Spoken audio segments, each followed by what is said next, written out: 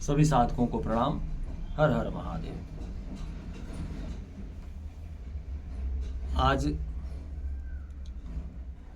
कुछ साधकों के उन बातों का उत्तर देने के लिए मैं बैठा हूँ जो ये कहते हैं कि मेरा भी जप मानस होने लगा है। कुछ साधक ऐसा कहते हैं कि मेरे भीतर भी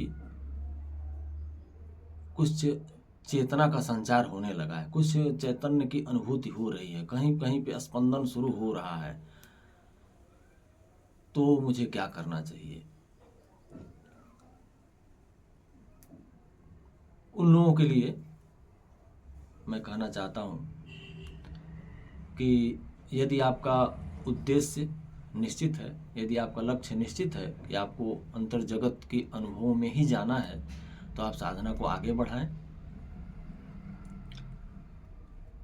और आप कह रहे हैं कि मेरा जप मानस में प्रवेश कर गया है और मैं अब जप वाचिक नहीं कर पाता हूँ, उपांशु जप भी नहीं कर पा रहा हूँ, अब मानसिक जप होने लगे हैं, मानसिक नहीं मानस जप होने लगे हैं, तो उसके कुछ परिणाम भी आएंगे।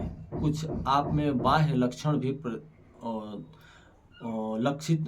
लक्षण दिखने लग जाएंगे। बाह्य लक्षण हमको भी दिखने लग जाएंगे, आपके घर वालों को भी दिखने लग जाएंगे।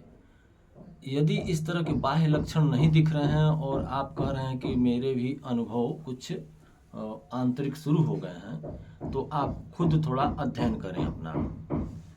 ऐसा तो नहीं कि कहीं सुन लिया गया, कहीं पढ़ लिया गया तो उसी तरह के अनुभव अनायास आप करने लग गए हों। ऐसा आप भ्रांति दर्शन में तो नहीं पड़ गए हैं।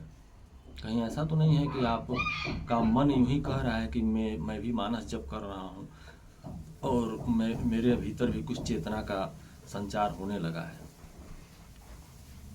तो उसके लिए कुछ बाह्य लक्षण हैं, वो मैं बता रहा हूँ। बाह्य लक्षण अक्सर पूछे भी ही जाते हैं। जैसे अर्जुन जब भगवान कृष्ण से पूछते हैं कि जो प्रज्ञावान हैं उनको कैसे जाना जाए, तो ये नहीं पूछते कि प्रज्ञावान पुरुष के भीतर क्या क्या अनुभव होते हैं, क्योंकि जो प्रज्ञावान हैं तो उनके भीतर जो कुछ भी अनुभव हो रहा है वो वही न जान पाएंगे। हम लोग कैसे जान पाएंगे उनके भीतर क्या क्या अनुभव हो रहे हैं?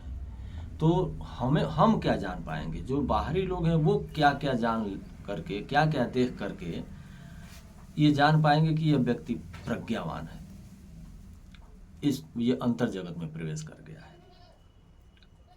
तो वही मैं बता रहा हूँ। भगवत गीता में दूसरे अध्याय में पढ़ेंगे तो वो तो मिलेंगे ही, लेकिन साधकों के साथ कुछ ऐसी चीजें होती हैं जिसके लिए मैंने सावधान भी किया था कि यदि आप अंदर जाने लग जाएंगे तो सावधान हो जाइए। अंदर जाने लग जाएंगे तो निश्चित कर लीजिए कि अंदर ही जाना है कि नहीं जाना है। तो जो अंदर जाने लग जाएंगे, जिनकी चेतना स्फुरित हो रही है, उनके बाह्य आचरण में बहुत सारे परिवर्तन आने लगेंगे।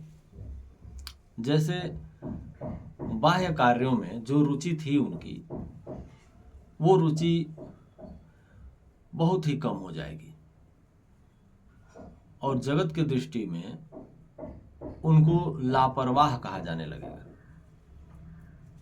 क्योंकि रुचि तो मेरी एक ही है, या तो भीतर की तरफ हो या बाहर की तरफ हो।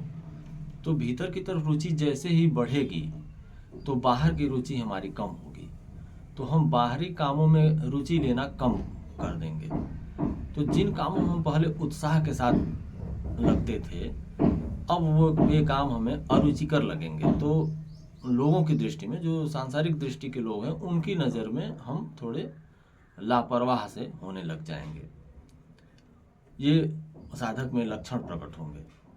जिन चीज़ों को अर्जित करने में, जिन चीज़ों को पाने में, जिन चीज़ों को इकट्ठा करने में हम बहुत मन लगाते थे कि ये चीज़ें मेरे पास हो जाती, ये उपलब्धि मुझे मिल जाती, उनके प्रति हम बहुत ही अब उदासीन से रहने लगेंगे कि नहीं, चाहिए ही नहीं, क्या मतलब है उन सब चीज़ों का। फिर लोगों की दृष्टि में लगेगा कि ये ठीक नहीं लगता है, इसकी साधना कुछ विकृत हो गई है, कि जो चीज़ें ठीक हैं, ज़मीन मुझे खरीदना बहुत ज़रूरी था, ये वाला ज़मीन इतना अच्छे जगह पे मिल रहा था, ले लेना चाहिए था, और साधक कह रहा है जाने दो, लेना हो ले लो, जिसको लेना हो ले, नहीं मुझे नहीं लेना है। तो उसको लगेगा कि ये थोड़ा थोड़ा दिमागी रूप से ये सरक रहे हैं अब। तो इसके लिए सावधान रहना पड़ेगा। महिलाएं हैं तो महिलाओं में भी अगर इस तरह की बातें आ रही हैं तो खान पान की रुचि, खाना बनाने की रुचि, घर में जो भले सजाने की रुचि, घर को ठीक ठाक रखने की रुचि, शरीर को ठीक ठाक रखने की रुचि, वो चीज़ें भी धीरे धीरे उनकी गायब होती जाएंगी।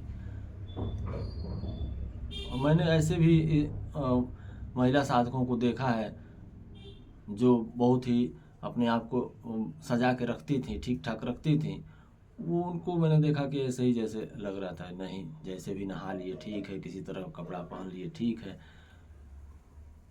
इस तरह की चीज़ें आने लगती हैं जो बाहरी दृष्टि से ठीक नहीं लगती हैं, लेकिन ये आएंगे ही आएंगे, इसको आप रोक नहीं सकते हैं। भीतर में रुचि आपको बाहर में अरुचि उत्पन्न करेगी ही करेगी। तो अगर आपको ऐसा हो रहा है तो आप समझिए कि आप भीतर जा रहे हैं, और ये चीज़ें हमको ही महसूस होनी चाहिए और हमारे आसपास जो है उनको ही महसूस होनी चाहिए। जैसे पहले जब मेरे पास कोई 50,000 रुपये की गड्डी रख दे तो मैं उसको ढक के रखूँगा, ऐसे ढक दो कोई देखे नहीं, फिर उसको किसी ठीक जगह पे रखा गया कि नहीं रखा गया उसका ख्याल आएगा, कहीं कोई ले न ले, कोई देख न ले। फिर मेरे मन में आएगा कि ये पैसा ठीक से रख दो भाई, छुपा के रखो। ये सब चीज़ें पहले मेरी बुद्धि में आती थी, और अभी जब मेरी बुद्धि अंतर्मुखी हो गई तो रुपये का गड्डी दिया मुझे किसी ने और मैंने यहीं रखा, और फिर मैं भूल गया। फिर मुझसे पूछा जाएगा कि वो क्या हुआ, तब मुझे ख्याल आएगा कि वहीं पर मुझे दिया तो गया था, फिर मैंने कहाँ रखा वो मुझे नहीं याद है, देखिए कहीं रखा हुआ। इस तरह की चीज़ें आपके साथ घटित होने ही लगेंगी, इसको आप रोक ही नहीं सकते हैं। लेकिन अगर आपकी बुद्धि अभी भी इन सब चीज़ों में चैतन्य है, इन सब चीज़ों में रुचि ले रही है, तो आप कभी मत कहिएगा कि आप अंतर्मुखी हो गए हैं। अंतर्मुखी हो जाएंगे तो ये चीज़ें आएंगी ही आएंगी। कोई वस्तु आपकी कभी गायब हो गई, आप कभी नहीं ढूंढेंगे कि वो चीज़ कहाँ गई, क्योंकि अब उन चीज़ों का ख्याल ही नहीं रहा। आप ऐसी जगह पे जा रहे हैं, ऐसी दिशा में जा रहे हैं कि इन सब चीज़ों की तरफ लौट के सोचने देखने का आपको मौका है। दूसरे लोग याद दिलाएं तो ठीक, दूसरे लोग याद दिलाएं कि कोई एक चीज़ थी आपकी गायब हो गई है, कभी आप ढूंढे हैं उसको, तब लगेगा कि मेरे पास ये चीज़ तो थी, लेकिन अब उससे कुछ महत्वपूर्ण चीज़ मिल गई है, तो क्या उन चीज़ों के पीछे पड़ना और क्या खोजना। आप स्वयं का भी आकलन करिए कि क्या ऐसा हो रहा है आपके साथ। बातों में जब सांसारिक बातें होंगी, किसी के शादी ब्याह की बात चल रही है, किसी के पद ग्रहण की बात चल रही है, कहीं किसी राजनीतिक बातें हो रही हैं, वहाँ आप अनायास आपकी आंखें बंद होने लगें और कान बंद होने लगें। आँख कान कैसे बंद होते हैं उसको भी आप समझ जाएंगे। जैसे आप योग साधना में प्रवेश करेंगे, पता चलेगा कि आंखें खुली रहेंगी फिर भी बंद हो जाएंगी, कान खुले रहेंगे फिर भी बंद हो जाएंगे। तो वो चीज़ें कान अपने आप बंद होने लगे, सुनाई ही न दे, तो समझिएगा कि मैं धीरे धीरे अंतर्मुखी हो रहा हूँ। आँखों का खुलना बंद होना एक उदाहरण मैं अभी दे सकता हूँ। यदि आप किसी चिंतन में बैठे हों और आंखें खुली हों और आपके सामने से कोई गुजर जाए, तो जैसे आप नहीं जान पाते हैं कि कौन गया, उसी तरह जब आपकी चित्त की वृत्तियां भीतर की तरफ होती हैं तो आँखों में जो देखने वाली शक्ति है वो नहीं होती, सिर्फ आंखें खुली रहती हैं। आँखों की जो देखने की क्षमता है वो नहीं रहती। यहाँ तक कि मैंने देखा है कि मैं एक मछली बाजार से जा रहा था, जो लोग मेरे साथ थे वो प्रत्यक्ष अभी भी हैं, उन लोगों से मिल के पूछा जा सकता है मछली बाजार के रास्ते से मैं जा रहा था, 3 लोग थे, तीनों लोगों में 2 लोगों ने नाक बंद करना शुरू किया और मैंने नाक नहीं बंद किया। तो कुछ दूर चलने के बाद, बहुत लंबा बाजार था, तो कुछ दूर चलने के बाद कुछ लोग पूछे कि आपको कुछ दुर्गंध नहीं आ रहा है क्या, कुछ बदबू नहीं कर रहा है क्या? हमने कहा नहीं, तो हमको तो नहीं कुछ बदबू कर रहा है। तो बोले यहाँ देख नहीं रहे कितनी मछली है, सब सड़ी हुई फेंकी गई हैं, सब ये सब मछली का कबाड़ा है, इधर मछली बाजार है। तब मेरा जो घ्राण शक्ति है वो, तब मेरे सूंघने की जो क्षमता है वो तब सक्रिय हुआ। और जब सक्रिय हुआ तो पता चला कि सचमुच यहाँ बहुत दुर्गंध है, लेकिन मुझे कुछ पता नहीं चल रहा था वहाँ दुर्गंध है। तो योगियों की इंद्रियां तो बस यूं ही बाहर दिखती भर है, वो इंद्रियां बंद हो जाती हैं, वो सारे बंद होने लगते हैं। और जो इंद्रिय का स्वामी है ना, वो भीतर किसी और काम में लगा रहता है, वो चेतना के साथ रमण करने लग जाता है। जब वो चेतना के साथ रमण करने लग जाता है तो फिर ये इंद्रियां बेकार की हैं बाहर, कोई रसास्वादन नहीं, उनको कोई रस ही नहीं मिलता है। मेरे घर की कहानी है। मेरे घर में भोजन बना था, कुछ आश्रम के भी लोग, 2-4 लोग थे। ये कहानी मैं सबको आश्रम में सुना चुका हूँ, लेकिन आप लोगों को मैं सुना रहा हूँ। हुआ ये कि मुझसे पूछा गया भोजन कैसा बना है। मैंने कहा ठीक बना है, मुझे तो कभी पता ही नहीं चलता भोजन कैसा बना है, मतलब क्या स्वाद है भोजन का मुझे नहीं पता चलता है। मैं पशु जानवर हूँ, मुझे पता नहीं चलता है। पशुओं को भी शायद पता चलता हो, लेकिन मुझे नहीं पता चलता है क्या मीठा है, क्या खट्टा है, क्या तीखा है। तो आश्रम में एक महिला थी, मेरी माँ समान, मुझे बहुत मानती थी, लेकिन मेरी बात उनको ये अच्छी नहीं लगी, क्योंकि उस दिन उन्होंने ही कुछ खाना स्वादिष्ट बनाया था और उनको ये अपेक्षा थी कि बाबू कहेंगे कि बहुत बढ़िया बना है। लेकिन मैंने कहा मुझे पता ही नहीं चल रहा है उसका स्वाद कैसा है, कैसा नहीं, कभी भी नहीं पता चलता है। तो उन्होंने क्या किया कि सब्जी और रोटी बनी, सबके थाली में एक एक कटोरी में सब्जी रखा गया, और जिनको जो रोटी देनी थी रोटी दे दी गई। मेरे भी थाल में एक कटोरी, उसमें सब्जी डाली गई, और उस सब्जी में अलग से लाल मिर्च का पाउडर 5-6 चम्मच ज़्यादा मिला करके मुझे दे दिया गया खाने के लिए। और मैं खाने लगा और खा रहा था, लेकिन खाते खाते मेरा मुंह, नाक, आँख सब लाल हो गए, आँखों से पानी गिरने लगा, नाक से भी पानी गिरने लगा। और सबके तरफ मैं देख भी रहा था, सब लोग बड़े आनंद से खा रहे थे, और मुझे ही बड़ी दिक्कत हो रही थी कि क्या हो गया है, क्यों मेरे मुंह से बहुत ज़्यादा जलन हो रहा है, मेरे मुंह में, मेरे आँख से पानी गिर रहा है, पूरा पसीना पसीना हो गया खाते खाते। और मैं पूरा अच्छी तरह जितना सब्जी मुझे रोटी में डालना चाहिए उतना मैं लगा के खा रहा था, लेकिन पूरा चेहरा मेरा लाल हो गया, नाकों से पानी, आँख से पानी आने लगा। और जो माता जी थी वो हंस रही थी बैठ के, तो हाँ मेरे सामने ही बैठी थी, पूछ रही थी और चाहिए सब्जी, और चाहिए, सब रोटी सबको पूछ रही थी, मुझे ही पूछ रही थी। तो मैं कहा क्यों हंस रहे हैं आप? और तो आप तो कह रहे थे आपको स्वाद का पता ही नहीं चलता है। तो मैंने पूछा किस चीज़ के स्वाद का? तो वही आप कह रहे थे मुझे सब्जी का या किसी पकवान का के स्वाद का पता नहीं चलता है, ये पता नहीं चल रहा है। तो मैंने पूछा कि किस चीज़ का पूछ रही हैं आप स्वाद? बोले सब्जी का स्वाद। तो तब मेरी इंद्रियां सक्रिय हुई, तब मैंने देखा कि मुझे बहुत ज़्यादा तीखा लग रहा था और मैं एकदम पागल जैसा और खा रहा था। लेकिन तो मैंने कहा तो मुझे कहाँ पता चला? मुझे पता चलता तो मैंने कहा नहीं होता कि बहुत तीखा है, पानी लाओ, या फिर ये नहीं खाऊंगा दूसरा कुछ लाओ। अब मुझे नहीं पता चल रहा था, पता तो तुम्हें ही चल रहा था। योगियों की इंद्रियां इसी तरह हो जाएं, आपकी भी हो गई हों, अंतर जगत की यात्रा आपको मंगलमय हो, आपके लिए मंगलमय हो, अंतर जगत में जाएं, और बाह्य जगत के ये सारे जो सुख और दुख हैं, और जो ये सारे अनुभव हैं, जो सारी पद प्रतिष्ठाएं हैं, वो एक क्षण में चली जाती हैं, किसी काम की नहीं रहती। तो मुझे बस इतना ही बताना था। अपना आकलन भी किया करें, समय समय पर अपना परीक्षण किया करें, उससे पता चलेगा कि सचमुच आप बाह्य जगत से कट रहे हैं कि नहीं। अंतर जगत में सिर्फ जाने का अनुभव हो रहा है, बस इतना ही हो रहा है कि बहिर्जगत से कटाव भी हो रहा है। अच्छा, मैं बंद करने वाला था, लेकिन मुझे एक कहानी याद आ गई। और मुझे एक बार ऐसे कुछ साधक मिले थे जो अनुभवों में बिल्कुल समान थे, दोनों अनुभव में समान थे, लेकिन व्यवहार दोनों के अलग अलग थे। दोनों के अनुभव सुन करके मुझे लग रहा था दोनों समान अनुभव में हैं, लेकिन दोनों के व्यवहार क्यों अलग अलग हैं। बाह्य व्यवहार दोनों के भिन्न भिन्न थे। तो बड़ा मैंने उन लोगों पर मैंने अनुसंधान किया कि ऐसा क्यों हो गया है।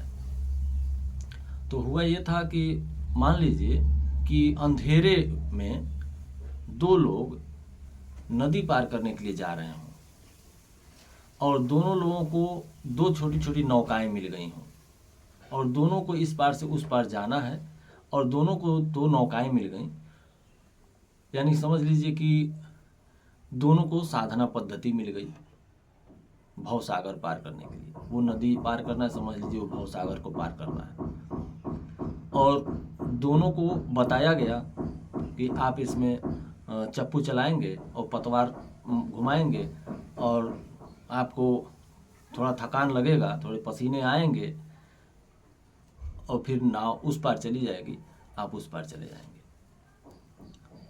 तो दोनों ने चलाना शुरू किया, दोनों आपस में बातें करने लगे, तो दोनों के साथ अनुभव समान हुए,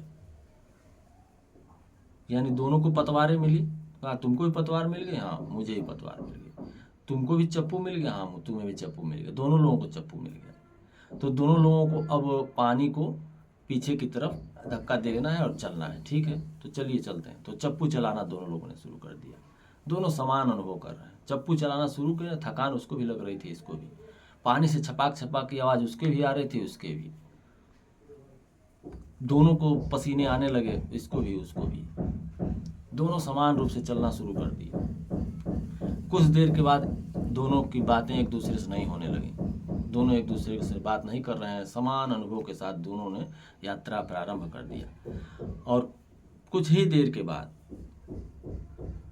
एक साधक अपने नाव से उतरता है तो देखता है मैं एक अलग दुनिया में आ गया हूँ, और एक साधक जब अपनी नाव से उतरता है तो देखता है कि मैं तो इसी दुनिया में हूँ, कोई अंतर नहीं आया, जहाँ था वहीं हूँ।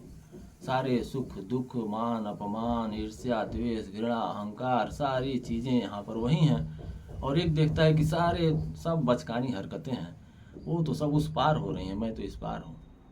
उस पार की चीज़ें मुझे कोई मेरे अनुभव में नहीं आ रही।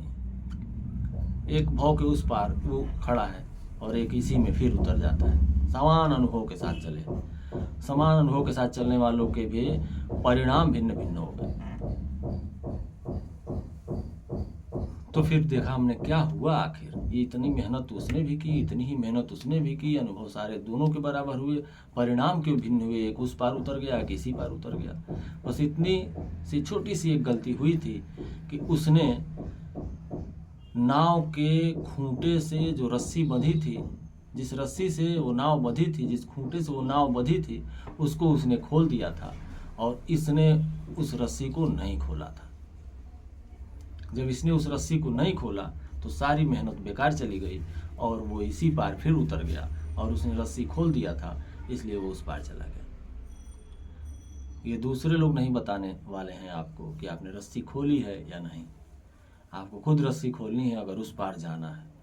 अगर इस पार की सारी हरकतें बचकानी लगेंगी तभी जब आप उस पार चले जाएंगे।